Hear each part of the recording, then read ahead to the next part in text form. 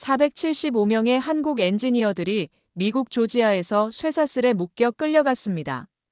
그들은 범죄자가 아니었습니다. 오랜 시간 설비와 공장을 지켜온 사람들이었습니다. 그런데 하루아침에 불법 노동자라는 낙인이 찍혔습니다. 존엄은 짓밟혔고 자존심은 유린당했습니다.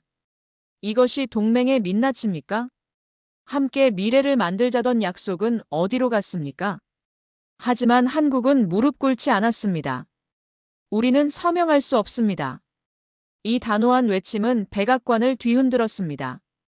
쇠사슬은 몸을 묶었지만 한국인의 의지와 자존심은 결코 묶을 수 없었습니다.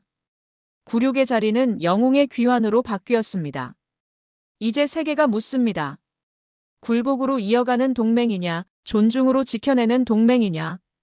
대한민국은 이미 답을 내렸습니다. 안녕하세요. 저는 마이클 로웬입니다. 워싱턴 포스트에서 20년간 국제관계를 다뤄온 기자죠. 475명. 정확히 475명의 한국 기술자들이 수갑을 찬 채 연행되는 순간을 제 카메라가 포착했습니다. 조지아주 사바나 항구 근처 새벽 6시 정각이었어요. 차가운 안개 사이로 들려오는 쇠사슬 소리가 지금도 귓가에 맴돕니다. 박도현. 그 이름을 저는 평생 잊지 못할 겁니다. 삼성전자 반도체 설비 엔지니어였던 그가 FBI 요원들에게 끌려가며 외친 말이 제 가슴을 찔렀거든요. 이건 단속이 아닙니다. 동맹에 대한 배신입니다. 그의 목소리엔 분노보다는 실망이 더 컸습니다. 20대 후반으로 보이는 젊은 엔지니어의 눈에서 흘러내린 눈물이 차가운 아스팔트 위에 떨어지는 걸 봤어요. 그 순간 저는 깨달았습니다. 이건 단순한 법 집행이 아니라 70년 동맹의 균열이라는 걸 말이에요. 현장에 있던 다른 기자들은 셔터 소리에만 집중했습니다. 하지만 저는 그들의 표정을 놓칠 수 없었어요. 공포보다는 배신감이 더 짙었거든요. 그들은 미국을 믿고 왔던 기술자들이었습니다.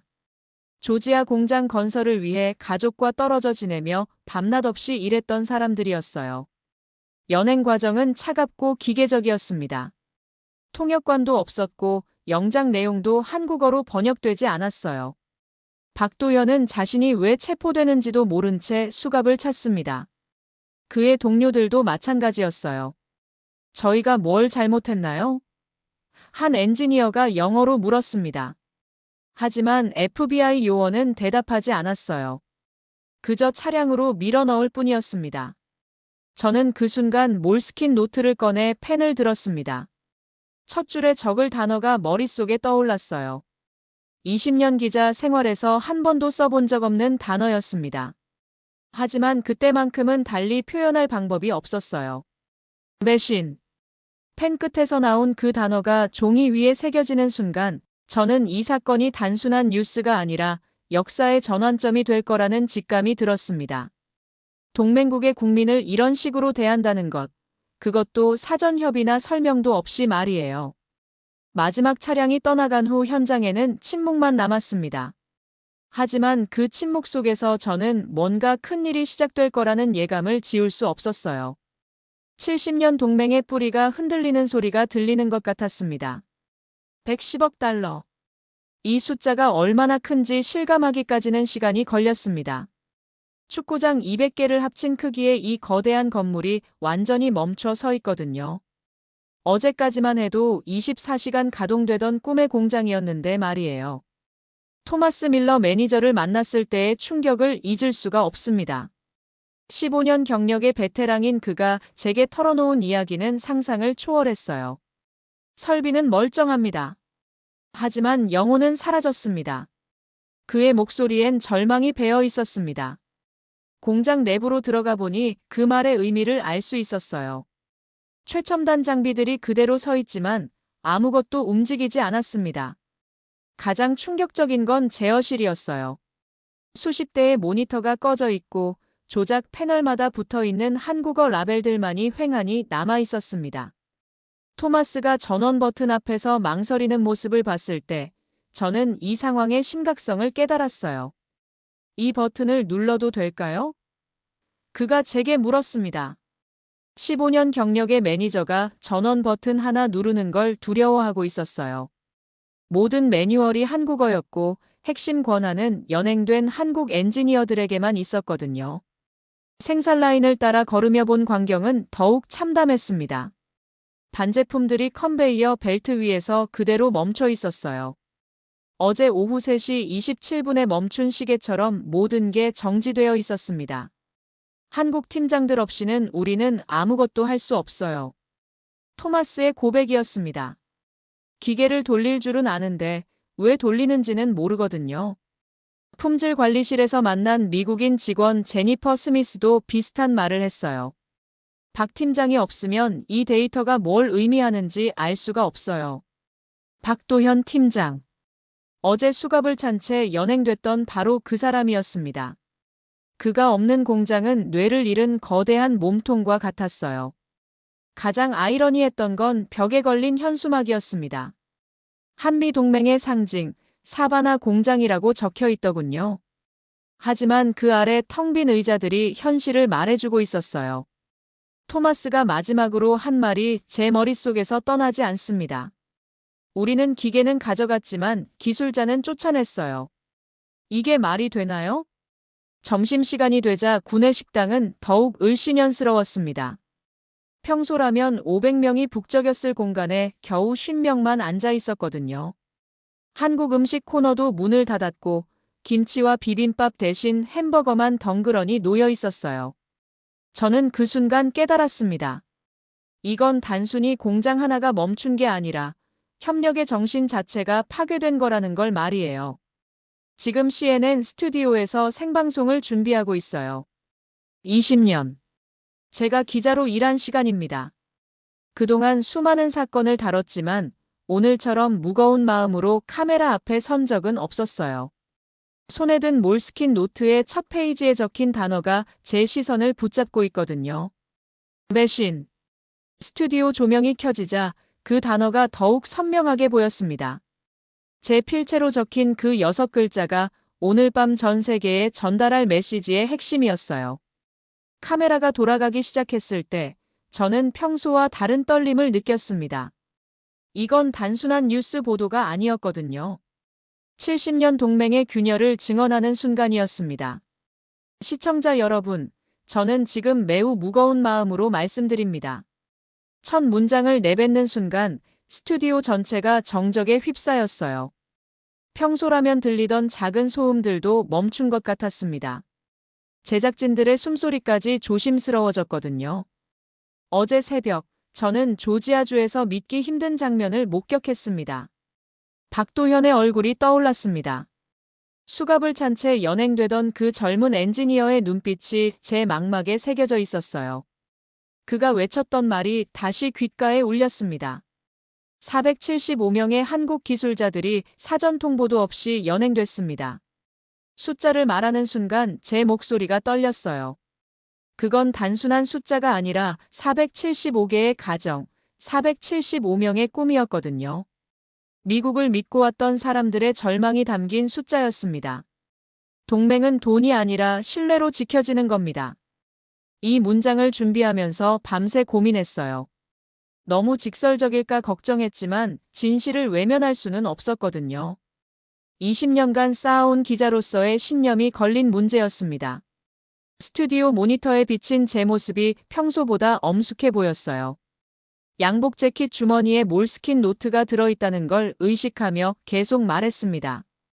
저는 현장에서 보았습니다. 동맹국 국민을 범죄자 취급하는 모습을 말이에요. 카메라 너머 시청자들의 반응이 궁금했습니다.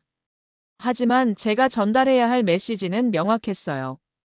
이건 한국만의 문제가 아니라 동맹 전체의 위기라는 건 말이죠. 110억 달러 공장이 하루아침에 멈춰섰습니다. 기계는 있지만 영혼은 사라졌거든요. 토마스 밀러 매니저의 표정이 떠올랐습니다.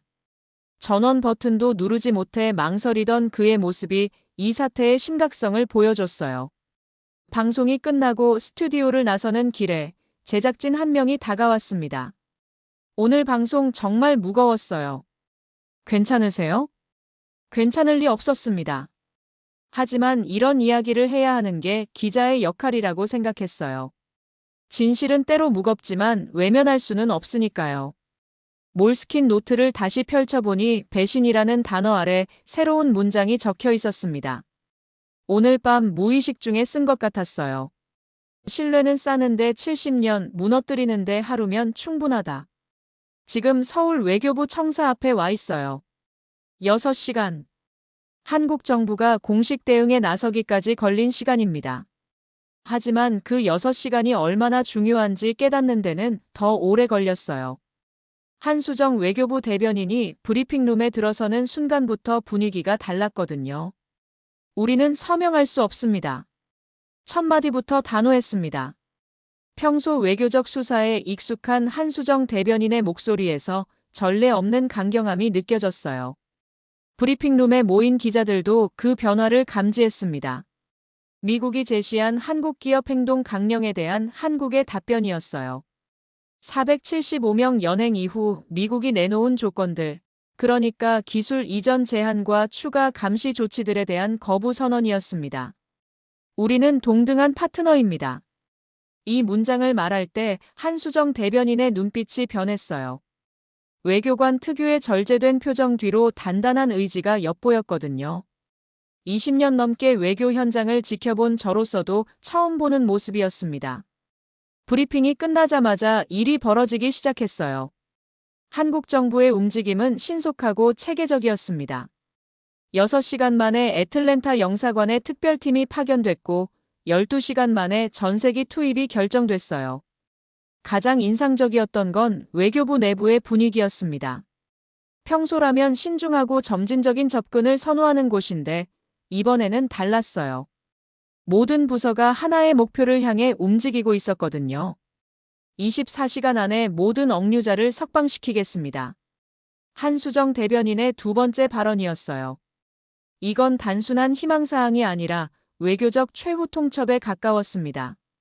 외교부 복도에서 만난 한 고위 관계자는 익명을 조건으로 이런 말을 했어요. 이번엔 다릅니다. 굽히지 않을 겁니다. 그의 표정에서 결연함이 느껴졌습니다. 가장 놀라운 건 국민들의 반응이었어요. 외교부 청사 앞에 모인 시민들의 현수막이 그것을 보여줬습니다. 당당한 대한민국, 동등한 파트너십이라는 문구들이 바람에 펄럭이고 있었어요. 한국 언론들도 일제히 사설을 통해 정부 입장을 지지했습니다. 보수와 진보를 가리지 않고 주권 침해라는 표현을 썼어요. 이런 여론 통합은 쉽게 볼 수 있는 장면이 아니었습니다. 오후 3시 한수정 대변인이 추가 브리핑을 열었어요. 이번에는 구체적인 행동 계획을 발표했습니다. 전세기 세대가 오늘 밤 출발합니다. 우리 국민들을 데려오기 위해서요. 그 말을 들은 순간 브리핑룸이 술렁였어요. 이건 단순한 영사 업무가 아니라 국가 차원의 구출 작전이었거든요. 미국이 우리 국민을 이런 식으로 대한다면 우리도 상응하는 조치를 취할 것입니다.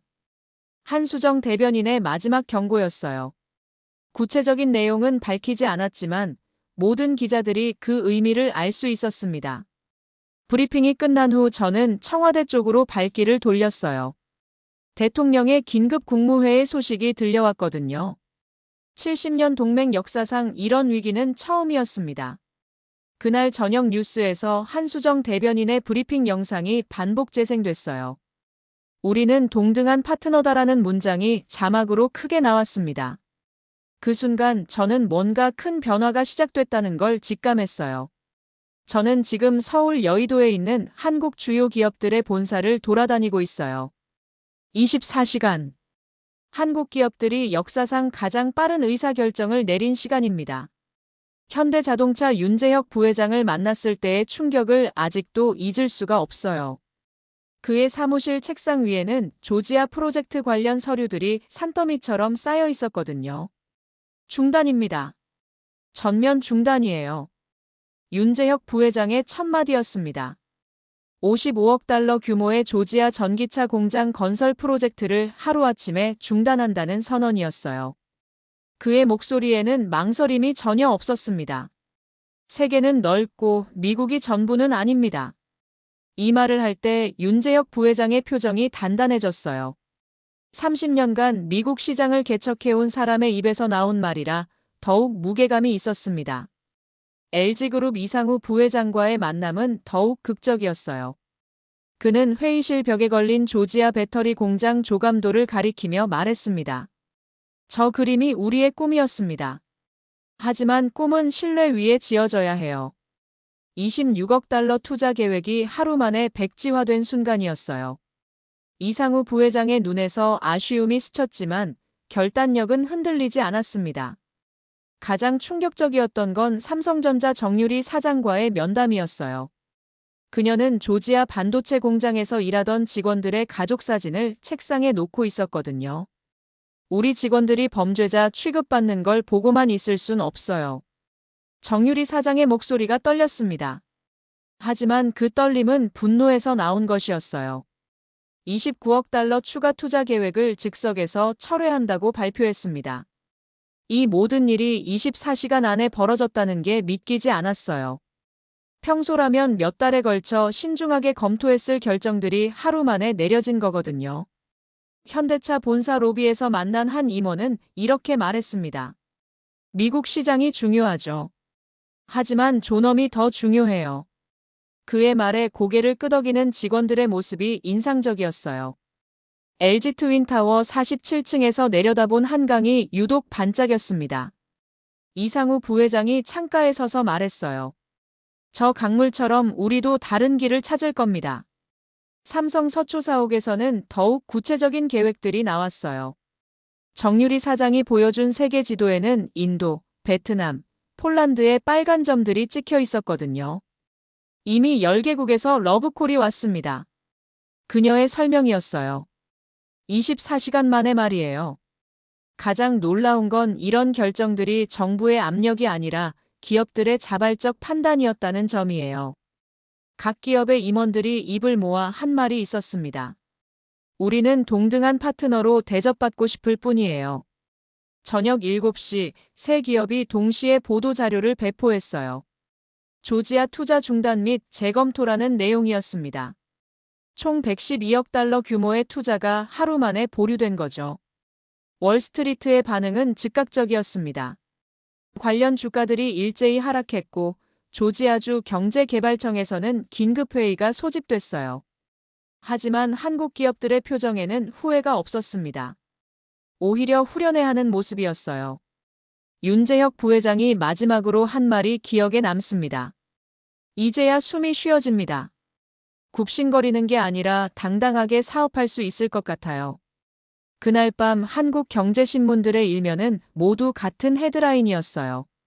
한국 기업, 존엄을 선택하다. 112억 달러보다 값진 선택이었다는 평가였습니다. 지금 워싱턴 국방부 펜타곤에 와 있어요. 6시간.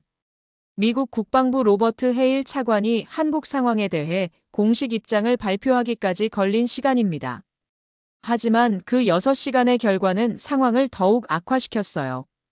펜타곤 브리핑룸에 들어선 헤일 차관의 표정부터 심상치 않았거든요. 한국의 과민 반응을 이해할 수 없습니다. 첫 문장부터 잘못됐어요. 475명의 기술자 연행을 두고 과민 반응이라는 표현을 쓴 순간 브리핑룸이 술렁였습니다. 헤일 차관의 오만한 태도가 카메라를 통해 그대로 전달됐어요. 우리는 사과할 생각이 없습니다. 법 집행을 했을 뿐이거든요. 이 말을 들은 순간 저는 펜을 꽉 쥐었습니다. 동맹국 국민을 범죄자 취급한 것에 대해 사과는커녕 정당화하고 있었거든요. 헤일 차관의 냉소적인 웃음이 상황의 심각성을 보여줬어요. 하지만 정말 충격적인 건 그 다음 발언이었습니다. 한국이 정말 동맹의 가치를 안다면 방위비 분담금부터 제대로 내야 하지 않을까요? 브리핑룸이 순간 정적에 휩싸였어요. 사과하러 와서 돈 이야기를 꺼낸 거였습니다. 한국 기자들의 얼굴이 일제히 굳어졌어요.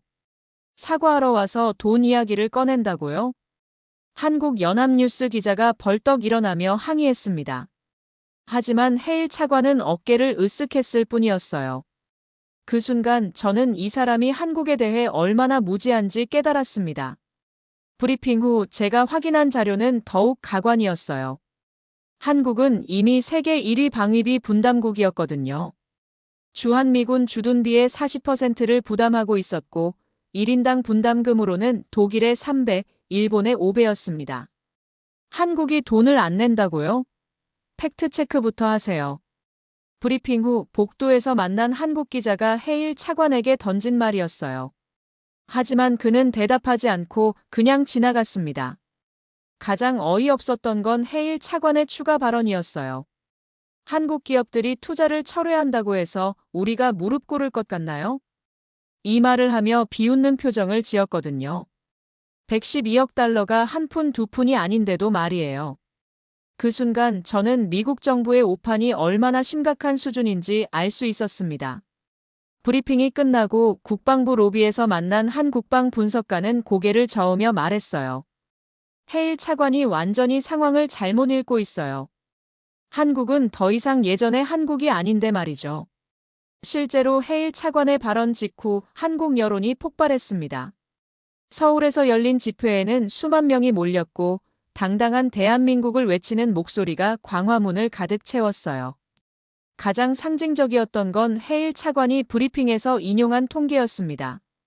한국의 GDP 대비 국방비는 2.8%에 불과하다고 했는데 실제로는 3.2%였어요. 기본적인 팩트체크도 안 하고 나온 거였습니다. 이런 식으로 동맹국을 대하면 동맹이 오래 갈 것 같나요? 브리핑 후 기자회견에서 나온 질문이었어요.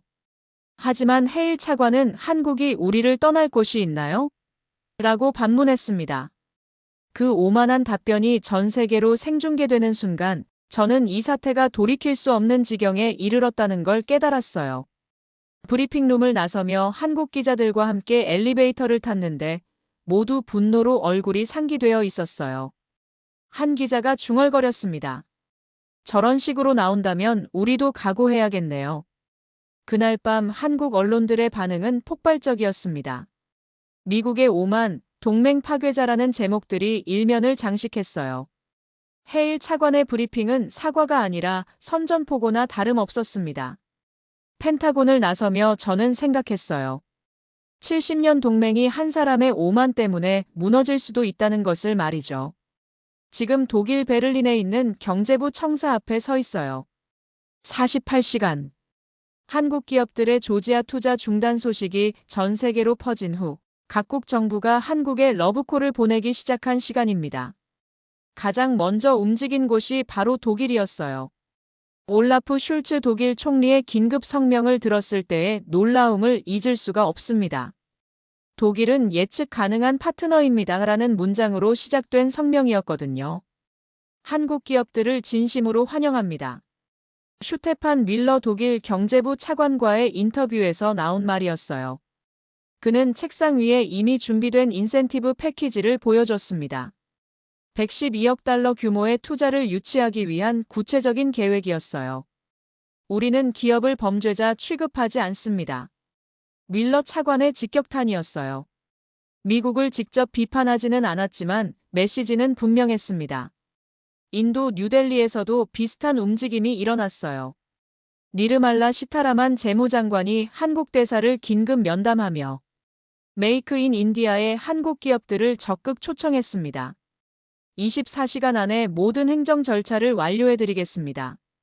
인도 정부의 파격적인 제안이었어요. 평소라면 몇 년 걸릴 인허가 과정을 하루 만에 처리하겠다는 약속이었거든요.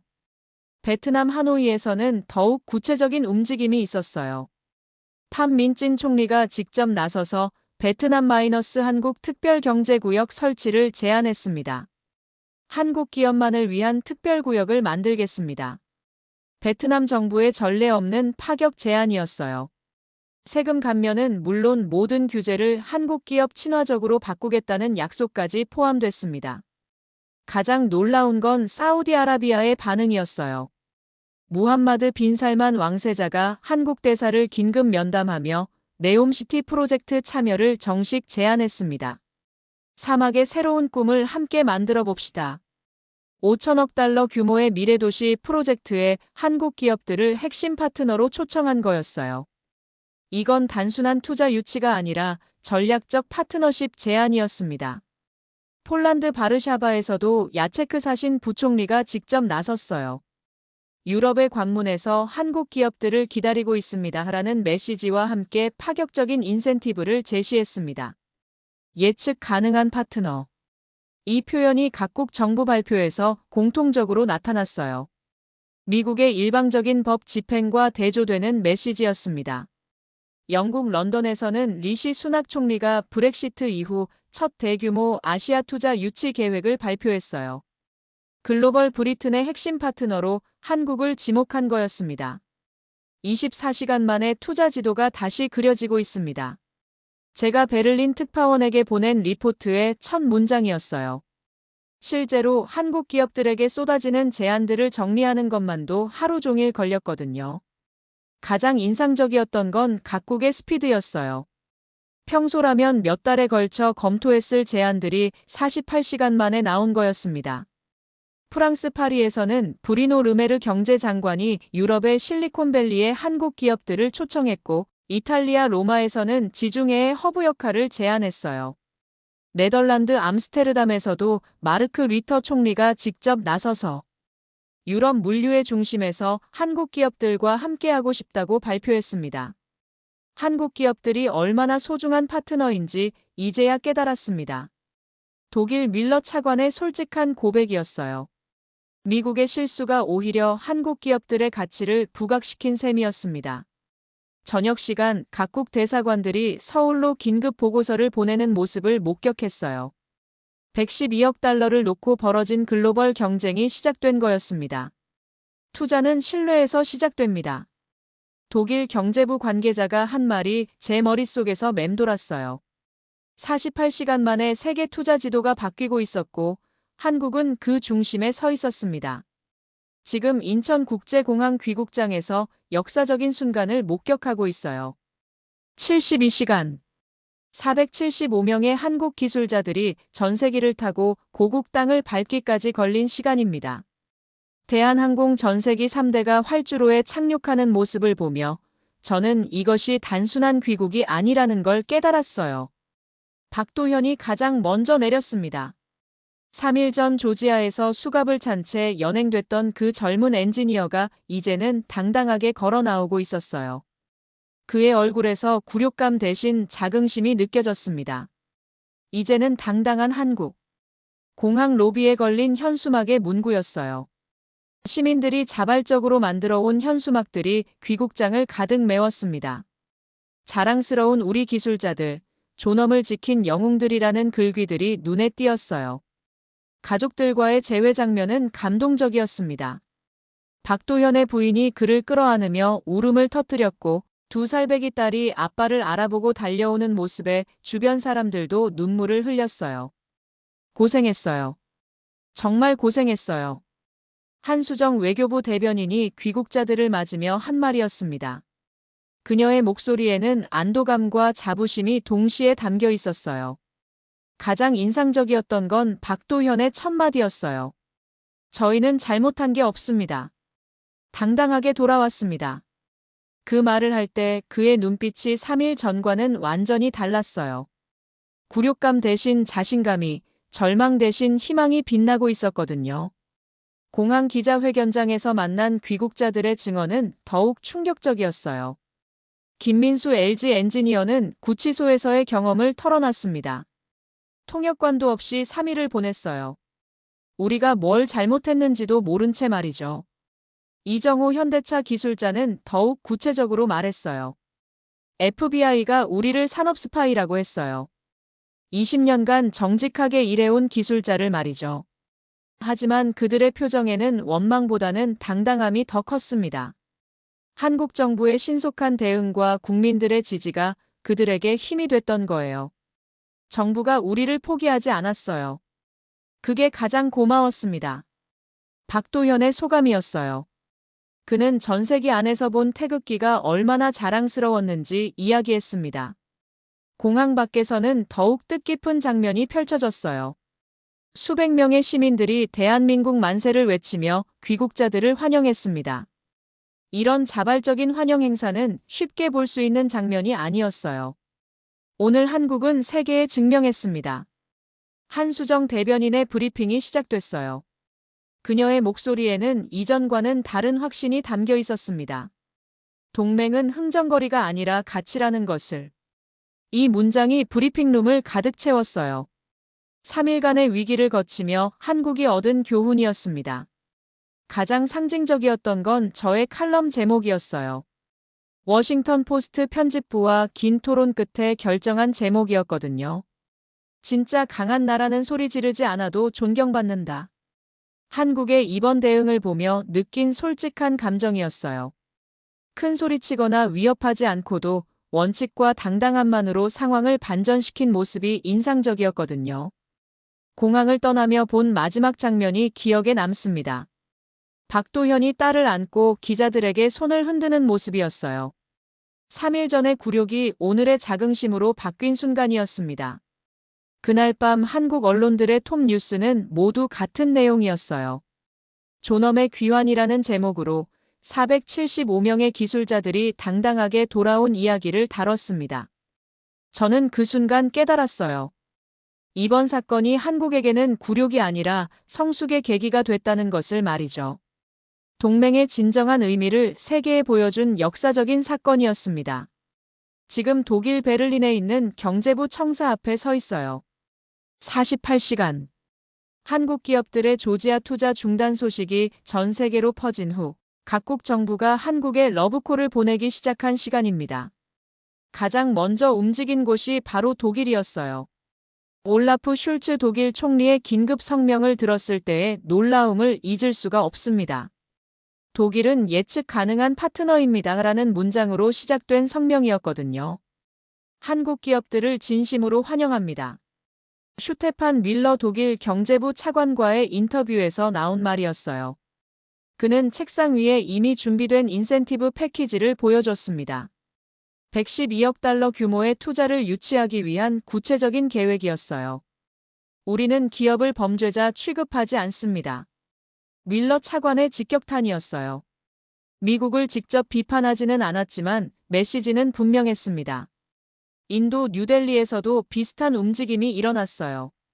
니르말라 시타라만 재무장관이 한국 대사를 긴급 면담하며 메이크 인 인디아의 한국 기업들을 적극 초청했습니다.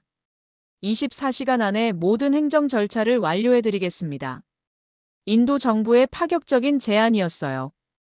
평소라면 몇 년 걸릴 인허가 과정을 하루 만에 처리하겠다는 약속이었거든요.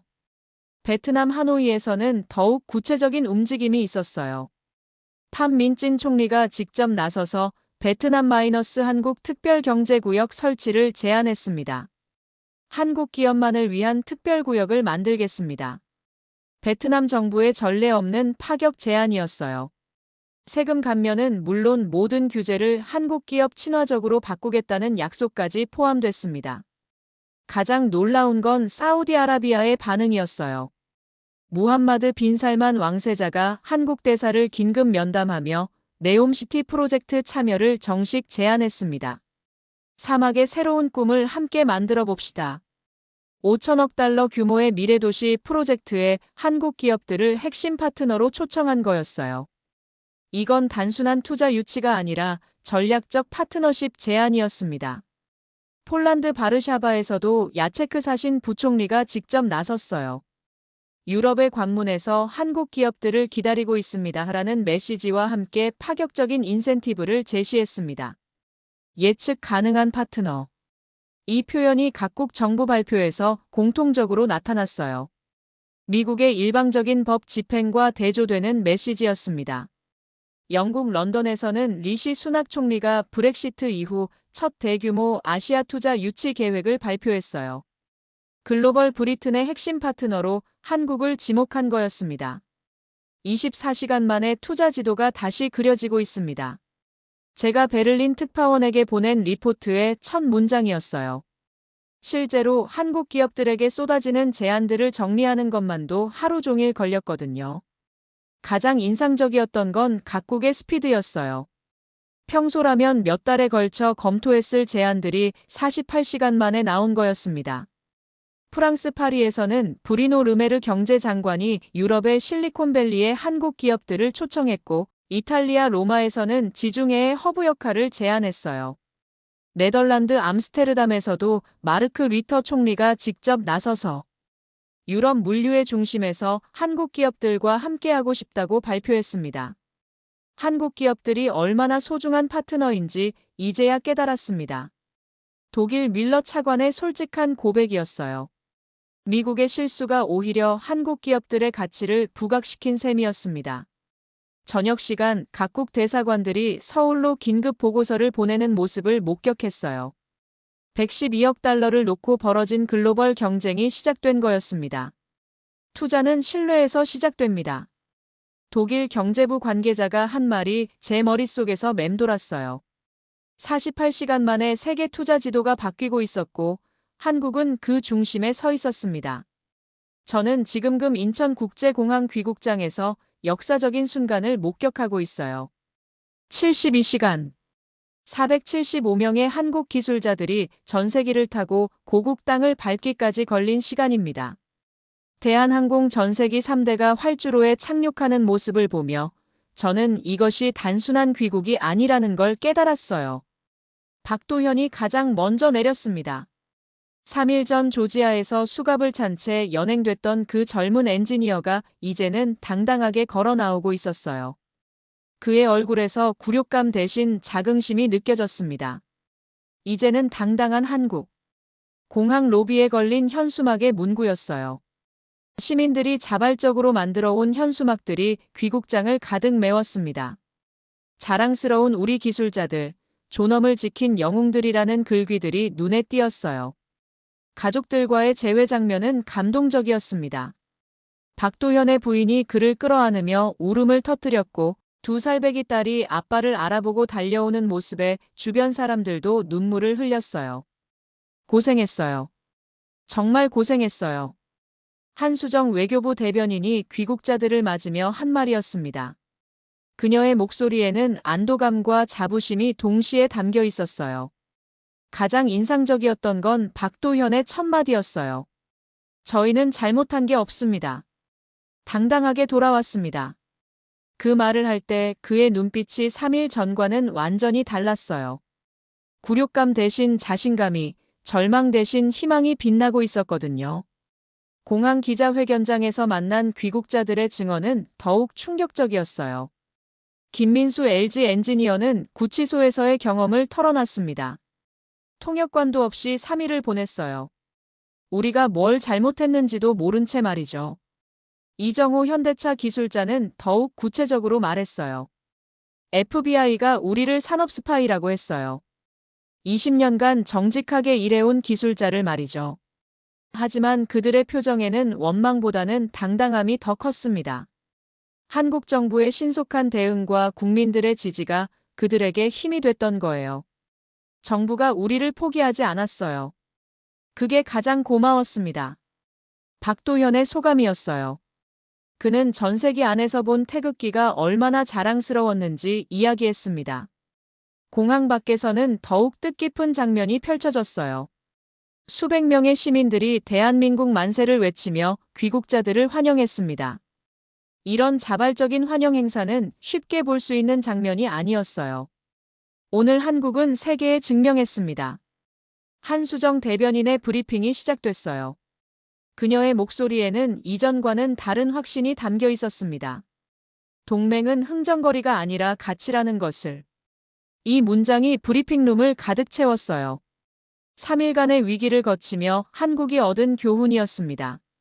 가장 상징적이었던 건 저의 칼럼 제목이었어요. 워싱턴 포스트 편집부와 긴 토론 끝에 결정한 제목이었거든요. 진짜 강한 나라는 소리 지르지 않아도 존경받는다. 한국의 이번 대응을 보며 느낀 솔직한 감정이었어요. 큰 소리치거나 위협하지 않고도 원칙과 당당함만으로 상황을 반전시킨 모습이 인상적이었거든요. 공항을 떠나며 본 마지막 장면이 기억에 남습니다. 박도현이 딸을 안고 기자들에게 손을 흔드는 모습이었어요. 3일 전의 굴욕이 오늘의 자긍심으로 바뀐 순간이었습니다. 그날 밤 한국 언론들의 톱 뉴스는 모두 같은 내용이었어요. 존엄의 귀환이라는 제목으로 475명의 기술자들이 당당하게 돌아온 이야기를 다뤘습니다. 저는 그 순간 깨달았어요. 이번 사건이 한국에게는 굴욕이 아니라 성숙의 계기가 됐다는 것을 말이죠. 동맹의 진정한 의미를 세계에 보여준 역사적인 사건이었습니다. 72시간. 이 짧은 시간 동안 한국은 굽히지 않는 품격을 보여줬고, 세계는 한국의 진짜 모습을 발견했습니다. 475명의 기술자들이 쇠사슬을 찬 채 연행됐지만, 그들이 돌아올 때는 자유와 존엄을 안고 왔어요. 박도현이 마지막으로 한 말이 아직도 귓가에 맴돕니다. 우리는 이제 진정한 파트너가 무엇인지 알았습니다. 그 말 속에서 저는 새로운 한국의 시작을 봤어요. 오늘의 사연은 여기까지입니다. 동맹의 가치를 다시금 새기게 하는 이번 조지아 사태는 우리나라의 우수성과 미국의 서투름을 알리는 계기가 됐습니다. 여러분은 어디에서 듣고 계시나요? 평소에 생각하고 계신 동맹의 가치를 나눠주세요. 저도 답글 드리겠습니다. 감사합니다.